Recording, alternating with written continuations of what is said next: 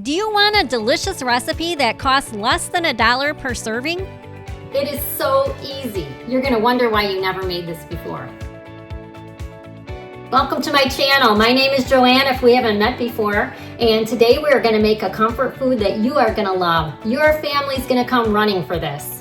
It is old-fashioned, easy to make, one-pot meal, chicken and dumplings. Fill a pot halfway with water. I'm starting out with 2 large chicken breasts. I like to use the bone in because there's more flavor. You're gonna rough chop some celery. The great thing about this recipe is it's all a feel thing. I'm making sure these are cut into nice bite-sized pieces. Add 1 or 2 onions, whichever you prefer. A lot of times when I'm cooking for my husband and I don't even bother peeling the carrots. I just give them a good clean and throw them in the pot. Being that these carrots have kind of seen their better day, I'm gonna just give them a quick peel. See, good as new. This is a very rustic meal, so you don't need to worry about perfection. Just give them a rough chop. Add some salt. I absolutely love these affordable bamboo salt crocks. They make cooking so much easier. I'll put a link in the description so you can check them out. I went outside hoping I'd find parsley. I just found one little sprig, so I'm gonna just use this for a garnish. Since chicken breasts don't have the flavor of a whole chicken, I'm adding better than bouillon to give it a really robust flavor. I'm gonna put the lid on and then bring it to a slow cook until everything is cooked and tender. So bring that all to a slow boil. The slow part is because you want it all to cook and tenderize and incorporate together. And then later we're gonna kick it up and give it a hard boil, and I'll show you why. It smells so good.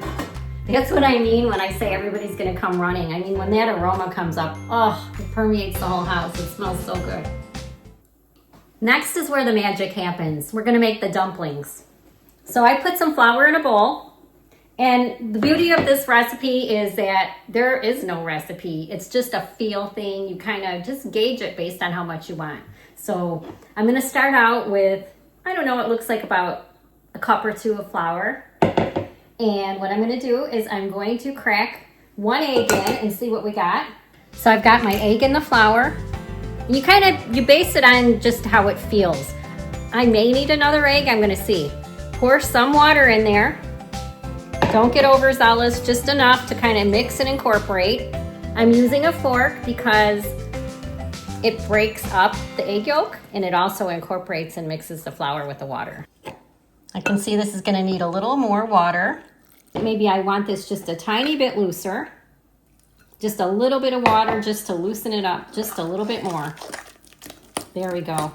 So here's the consistency that you want. So I'm removing these chicken breasts. They're cooked. I can see that they're tender. They're cooked all the way through. For the dumplings, I'm using a 2-spoon method. Scoop up a spoonful of dough and swipe it into the simmering broth with the other spoon. I like a combination of larger and smaller dumplings. Now at this stage, you could actually use this as a chicken and dumpling soup. It's very brothy, lots of liquid. The dumplings make amazing noodles.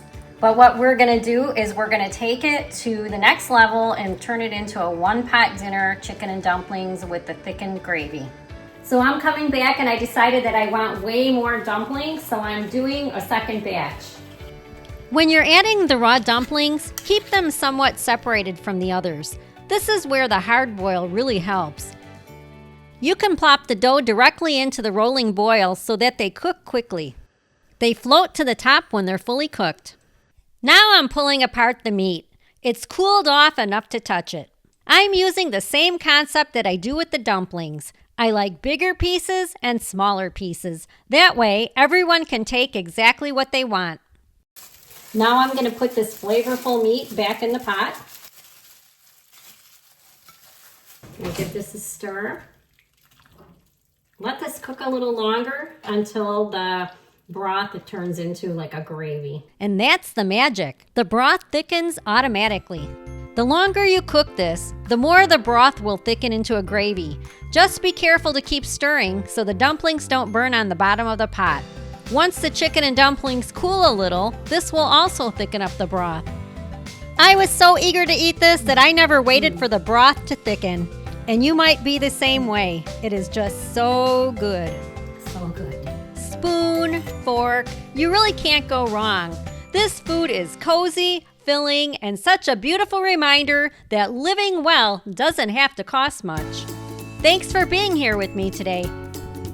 If you love comfort food and living well on a budget, please subscribe and hang out with me on the next video.